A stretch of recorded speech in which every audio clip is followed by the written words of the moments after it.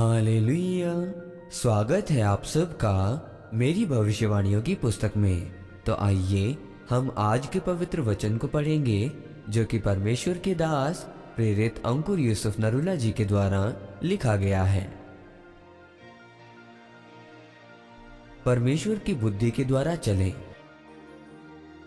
जैसा कि पहला कुरिन्थियों अध्याय 12 उसकी 8 और 9 आयत में लिखा है, क्योंकि एक को आत्मा के द्वारा बुद्धि की बातें दी जाती हैं और दूसरे को उसी आत्मा के अनुसार ज्ञान की बातें, किसी को उसी आत्मा से विश्वास और किसी को उसी एक आत्मा से चंगा करने का वरदान दिया जाता है। मेरे प्रियो, बाइबल कहती है कि प्रभु यीशु मसीह को लोग फंसाने के लिए आते थे और उन्हें उल्टे सीधे सवाल पूछते थे।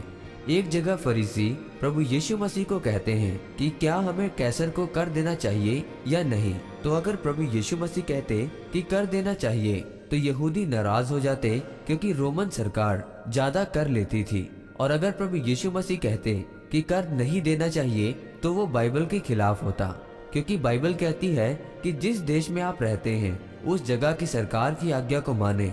तब प्रभु यीशु मसीह ने वहां अपनी बुद्धि के वरदान को इस्तेमाल किया और कहा कि जो परमेश्वर का है उसे परमेश्वर को दो और जो सरकार का है उसे सरकार को दो। तब प्रभु यीशु मसीह ने भी फरीसियों से प्रश्न पूछा कि यूहन्ना का बपतिस्मा स्वर्ग की ओर से था या मनुष्यों की ओर से था। तब फरीसी सोचने लगे कि अगर उन्होंने कहा कि मनुष्यों की ओर से तो यहूदी हम पर पथराव करेंगे, और अगर वो कहते कि स्वर्ग की ओर से है तो लोग उनसे पूछते कि फिर तुम लोगों ने उसका विश्वास क्यों नहीं किया। तो फरीसियों ने उन्हें कोई जवाब नहीं दिया।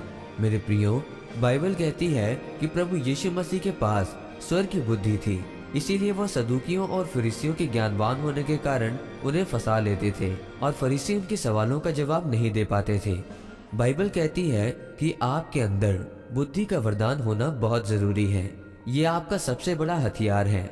अगर परमेश्वर आपको कोई भी चीज देता है तो वो आपको व्यर्थ में नहीं देता, वो उसे आपको इस्तेमाल करने के लिए देता है। परमेश्वर ने कहा किसी को बुद्धि का वरदान, किसी को आत्माएं परखने का वरदान और किसी को अनेक प्रकार की भाषाएं बोलने का वरदान दिया गया है।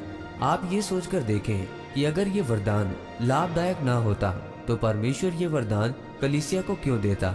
इसीलिए आप परमेश्वर से बुद्धि के वरदान को मांगे और परमेश्वर के वचनों के अनुसार चलें, तब परमेश्वर आपको आशीषित करेंगे। आमीन।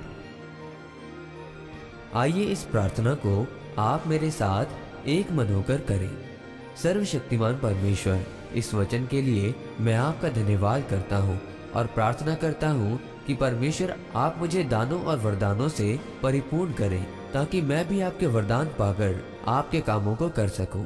प्रभु यीशु मसीह के नाम में आमीन। परमेश्वर आप सबको आज के वचन के ऊपर मनन करने के द्वारा आशीषित करे। आमीन।